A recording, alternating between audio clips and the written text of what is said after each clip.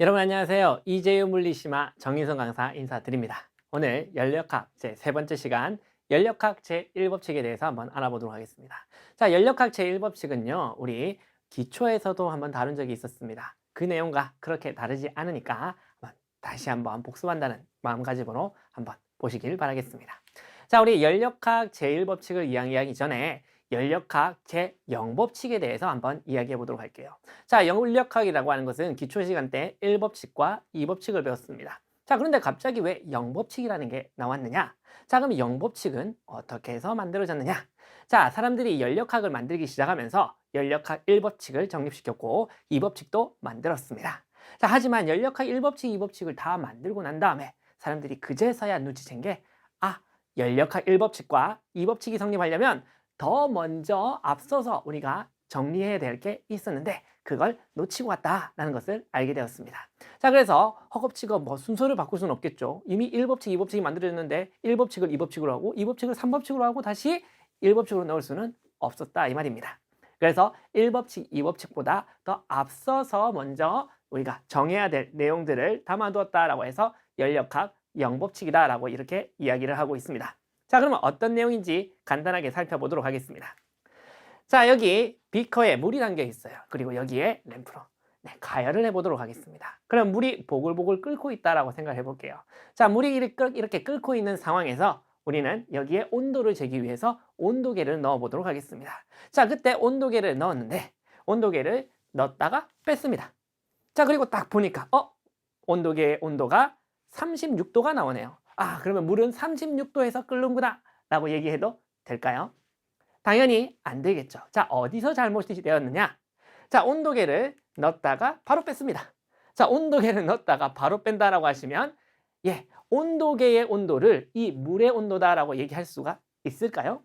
당연히 없겠죠. 자, 온도계를 물에 넣고 그리고 한참 동안 기다린 뒤에 온도계의 눈금이 변하지 않을 때까지 우리는 지켜보다가 자, 온도가 변하지 않을 때 그때 꺼내었을 때 우리는 이때의 눈금이 바로 물의 온도와 같다라고 얘기할 수가 있는 것입니다. 자, 어떻게 그래야 되는지 한번 보도록 할게요. 자, 지금 온도계와 물은 온도 차이가 있었을 겁니다. 그래서 처음에 넣었을 때는 온도 차이에 의해서 서로 열을 주고받겠죠. 당연히 온도가 물 쪽의 온도가 높고 온도계가 온도가 낮을 겁니다. 그래서 온도가 높은 곳에서 낮은 곳으로 열량이 이동을 하겠죠. 자, 그래서 온도계의 눈금은 서서히 올라갈 겁니다. 그러다가 어느 순간에서는 이 두 개가 같아져서 온도계가 물에게 주는 열량도 물이 온도계에 주는 열량도 같아지는 순간이 옵니다.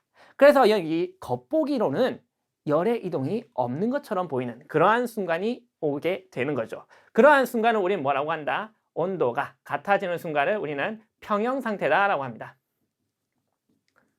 자, 평형 상태가 되었을 때는 열이 서로 왔다 갔다 하는 양이 똑같으니까 온도계의 온도나 물의 온도나 같다라고 볼 수가 있습니다.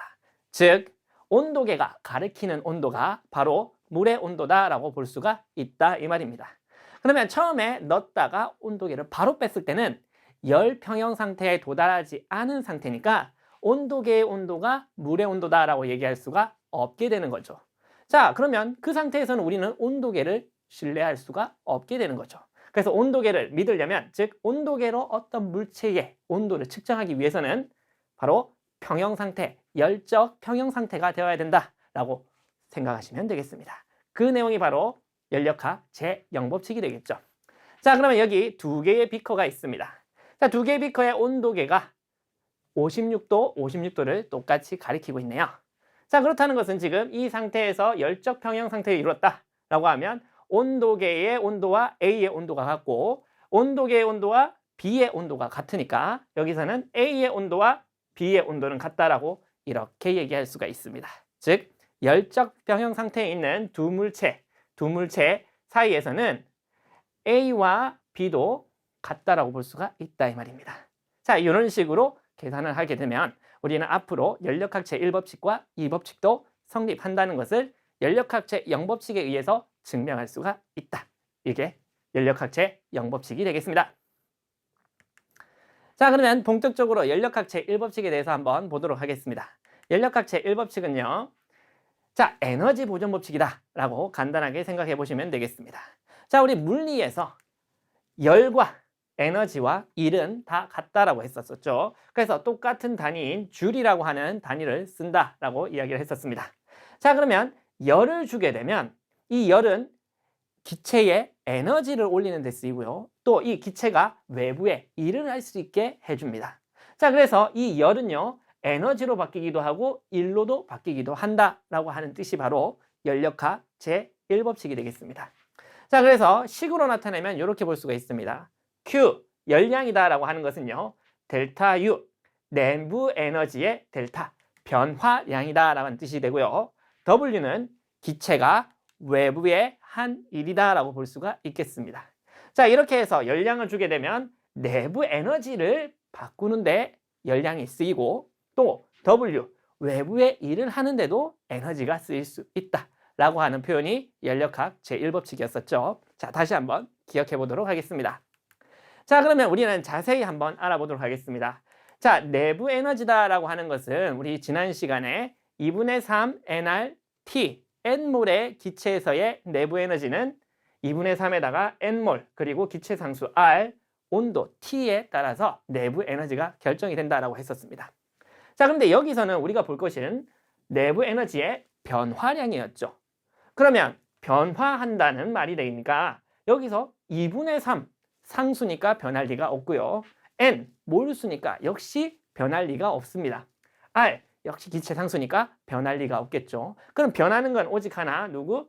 온도만이 변해야 된다. 이렇게 볼 수가 있습니다. 자, 그래서 연력학 제1법칙의 내부 에너지의 변화량 델타 U다라고 하는 것은 2분의 3 nR 델타 T라고 하는 표현으로 나타낼 수가 있겠습니다.